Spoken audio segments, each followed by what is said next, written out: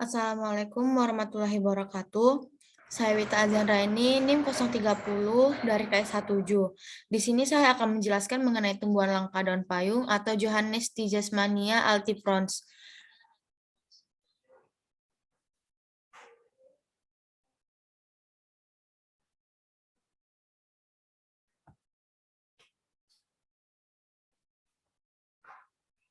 Dengan yang pertama yaitu membahas tentang sekilas daun payung, yang kedua adalah pemanfaatan daun payung, yang ketiga penyebaran daun payung, dan yang keempat ialah karakteristik daun payung. Yang pertama yaitu dimulai dari info daun payung.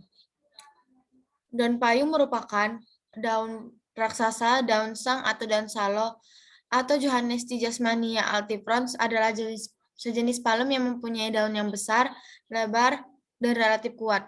Daun raksasa adalah salah satu tanaman di Indonesia, tepatnya di Sumatera Utara. Tanaman ini dapat ditemukan di daerah Aras, Napal dekat Taman Nasional Gunung Leuser. Daun raksasa termasuk dalam jenis tanaman palem. Masyarakat setempat juga sering menyebutnya dengan istilah daun sang. Nama ilmiah daun raksasa adalah Johannes Tijasmania altifrons. Jenis ini merupakan salah satu dari 4 anggota genus Johannes Tijasmania. Tanaman ini masuk ke dalam keluarga pinang-pinangan atau disebut palem. Yang kedua, kita masuk ke dalam pemanfaatan daun payung.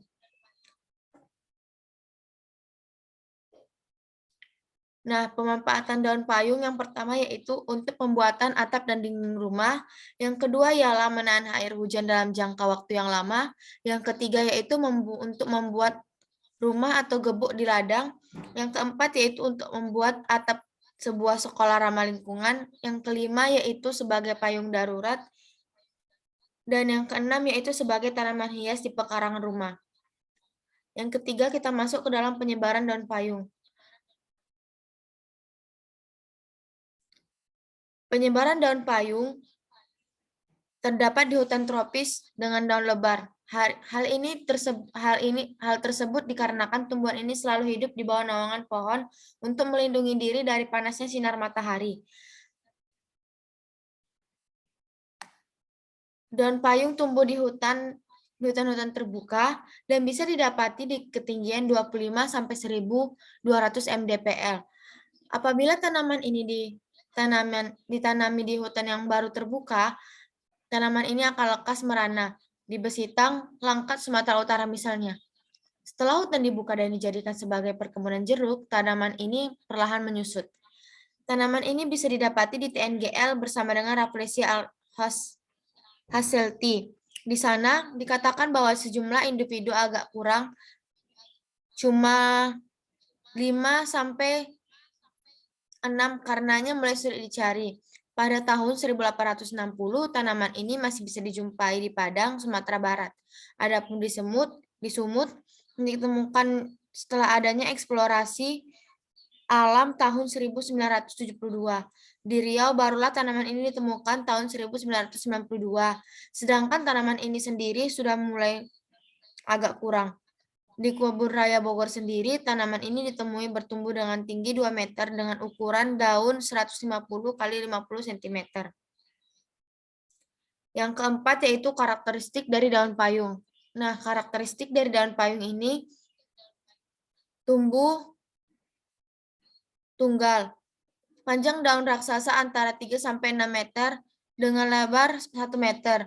Tajuknya yang terdiri atas 30 sampai 20 dedaunan, panjang daunnya kurang lebih 2,5 meter dengan tepi yang keras dan berduri, bercuping kecil dan berpangkal dengan urat ke pokok daun, warna daun raksasa hijau dengan tepi daun bergerigi, tekstur daun raksasa sangat kuat dan permukaannya mengkilat seperti daun kelapa. Bentuk daun raksasa meruncing di ujung dan pangkal daun serta melebar di bagian daun. Perbungaannya berbentuk malai, terletak di ketiak daun. Bentuknya tegak, pangkal daunnya berbentuk seludang, berukuran 40 sampai 20 cm. Braktearnya berjumpa 5 sampai 6. Melanset berukuran 10 sampai 20 cm. Bunganya putih lunak, panjangnya kurang lebih 5 mm berukuran 4 kali 2 mm, buahnya kasar dan permukaan kasar. Garis tengahnya 4 cm ditutupi benjolan gabus yang berbentuk kerucut. Nah, sekian dari presentasi saya yang menjelaskan mengenai tumbuhan langka yaitu daun payung. Semoga teman-teman dapat